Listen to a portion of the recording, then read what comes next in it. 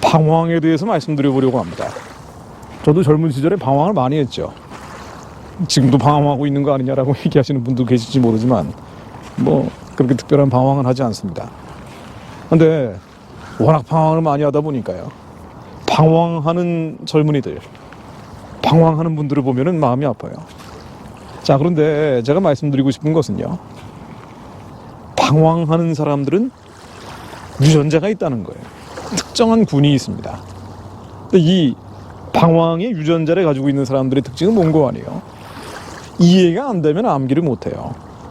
명분이 없으면 직업을 갖지 않습니다. 무슨 얘기인 거 아니? 직업을 가질 때도요, 그냥 돈 벌기 위해서, 먹고 살기 위해서 직장을 구하지 못합니다.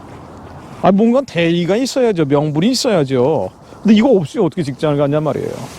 하나님께서 나에게 주신 부르심이 있는데 그 부르심을 이루기 위해서 직업을 가져야지, 그냥 이 직장 좋은 데니까, 돈 많이 주고 여유가 있으니까, 복지가 좋으니까 그 직장에 들어간다는 것은 수용할 수가 없는 겁니다. 이해가 안 되는데 어떻게 암기를 합니까? 근데 이해도 안 되는데 암기하는 분들 많아요. 시험 당장 앞에 다가왔으니까 무조건 외우는 거예요. 합격하기 위해 맹목적으로 가는 겁니다. 물론 이게 나쁜 건 아니지만 스타일이 다른 거죠. 이해를 해야 암기하는 스타일, 명분이 있어야 직업을 갖는 스타일. 이 사람들은 방황하기 쉽습니다. 게다가 기독교인들은 더 그래요. 왜냐하면 하나님께서 우리에게 주신 부르심이 있다라고 믿기 때문에. 그렇죠. 우리 안에서 행하시는 일은 하나님이시니 우리 안에 기쁘신 뜻을 두고 소원을 두고 행하시거든요. 성령님이 우리 심장 가운데 오신 순간부터 이미 새로운 피조물로 거듭났고요. 더 이상 내 겉사람이 원하는 정과 욕심대로 사는 게 아니라 하나님께서 원하시는 삶이 있습니다. 선하고 기쁘고 온전하신 뜻이 있죠. 그 선하고 기쁘고 온전하신 뜻, 비전이 있을 텐데 도대체가 지금 현실과는 이게 조화가 안 되는 거예요. 이게 현실과 이상과의 괴리죠. 자, 그러다 보니 방황을 하게 되는 겁니다. 분명히 하나님께서 나에게 주신 콜링이 있을 텐데, 디렉션이 있을 텐데, 그 부르심과 택하심이 있을 텐데 도대체 나는 왜 사는 거지? 지금 당장 그것과는 관련 없는 환경, 상황, 처지 앞에서 절망을 하기도 하고 낙심낙담, 방황하게 됩니다. 자, 그런데 제가 또 한 가지 말씀드리고 싶은 것은요, 방황이 꼭 나쁜 건 아니에요. 그 방황하는 사람들이 있다니까요. 태어날 때부터 A형, B형, 혈액형이 뭐 있죠? O형, AB형. 그 혈액형이 다른 것처럼 그런 군들이 있는 거예요. 뭔가 거대 담론을 쫓아가는 사람들이 있는 겁니다. 이런 사람들은 현실적이지 않고 관념적이고 이상적이고 추상적이기도 하죠. 근데 그게 꼭 나쁜 건 아닙니다. 뭐 스타일이 그런 걸 어떡하겠어요. 오히려 하나님이 그런 사람들을 통해서 큰 일을 이루시려고 하는데 나쁜 면이 있는 게 아니라 좋은 면도 많습니다. 그래서 나는 그런 스타일이다라고 인정하세요. 나는 방황의 유전자가 있는 사람들이다. 자, 그런데 이 방황하는 유전자를 가지고 있는 분들이 특히나 수렁 속에 빠지는 것은요, 이유가 있습니다. 아주 구체적인 이유가 있어요. 제가 이거 발견하는데 시간이 많이 걸렸습니다. 워낙 방황을 많이 했기 때문에. 방황 많이 하다 보니까 20대 때 그렇게 구도 생활을 했던 거 아닙니까? 뭔고 아니요? 여러분들, 하나님이 주신 부르심과 그 택하심과 콜링과 일렉션과 직업은 상당히 차이가 있습니다. 같은 경우도 있지만 다른 경우도 많습니다. 직업은요, 과정이에요. 수단입니다. 도구예요. 방법입니다. 이것은 부르심과 관련 없을 가능성도 많아요. 이 사람 우크라이나의 영혼을 구하는 부르심이 있는데 그 영혼을 구하기 위해서 지금 편의점 알바를 할 수도 있습니다. 그 영혼을 구해야 되니까 수단과 방법은 이게 직업이라니까요. 그 직업은 부르심과 전혀 관련성이 없어 보이기도 해요. 하나님의 도구기 때문에 그렇습니다. 그래서 지금 내가 뭘 해야 될지 모르겠다, 방황하고 있는 분들은요, 먼저 부르심과 택하심을 분명히 하십시오. 이 부르심과 택하심은요, 하나님이 우리 심령 가운데 오신 순간부터 누구에게나 주셨기 때문에 누구나 가지고 있습니다. 그리스도인들은 누구나 가지고 있어요. 우리 머리에 정과 욕심이 아니라 하나님께서 새로운 피조물을 거듭나게 하면서부터 그에게 준 택하심, 부르심이 있습니다. 이것을 분명히 해야 돼요. 지혜와 계시의 신을 구해서 하나님, 제가 왜 삽니까? 비전이 뭡니까? 그 비전은요, 바로 영혼을 살리는 겁니다. 여러분들은 모두 선교사들이에요. 어떤 영혼을 살리는지 선교지를 정하십시오.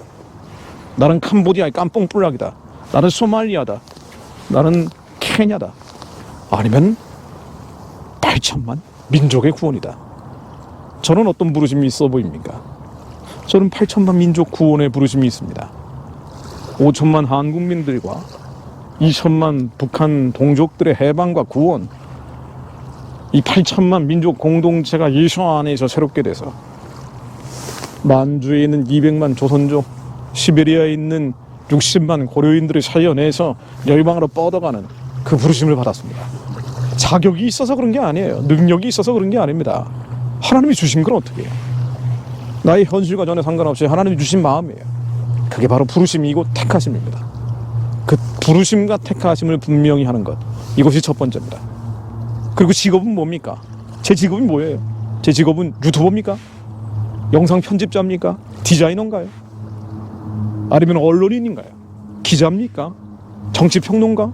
시사평론가? 방송진행도 했죠. 제 직업은 계속 돌아다녔습니다.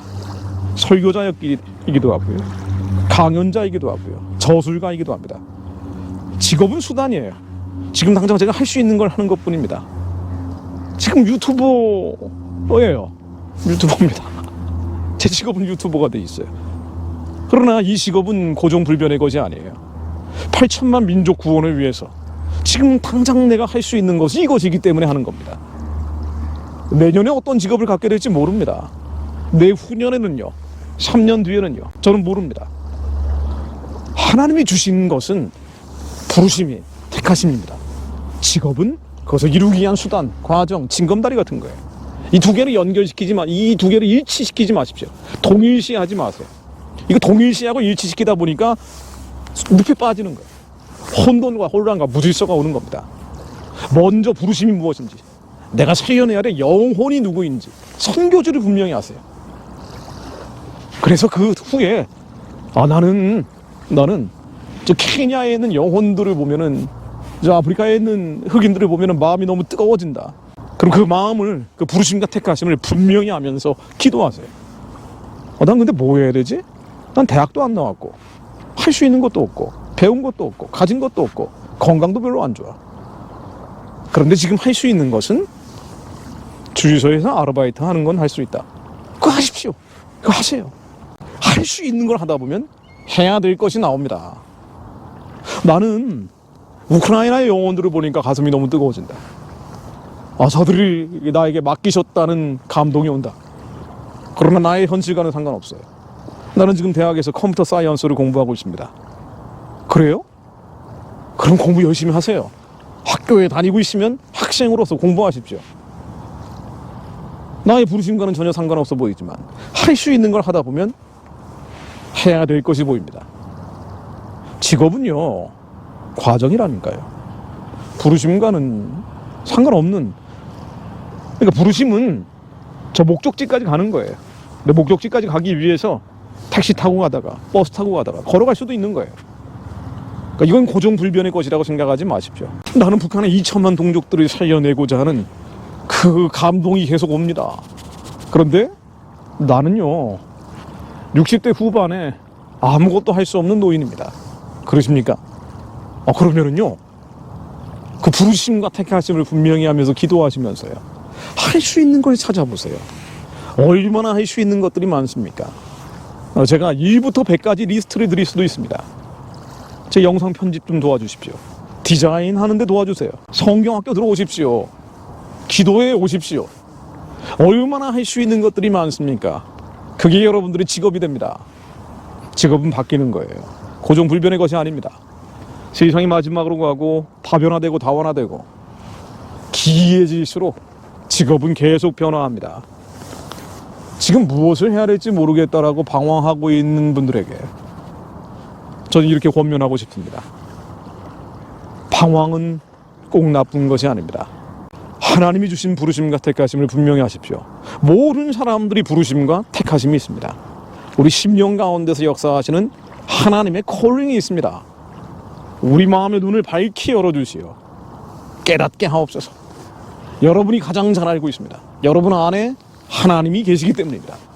하나님의 영이 여러분 안에 거하시고 하나님의 성전이 여러분들의 몸이기 때문입니다. 하나님께 물어보세요. 하나님은 말씀해 주십니다. 부르심과 택하심을 분명히 하고 직업은 그렇게 중요한 거 아니에요. 과정이고 수단이고 도구고 징검다리입니다.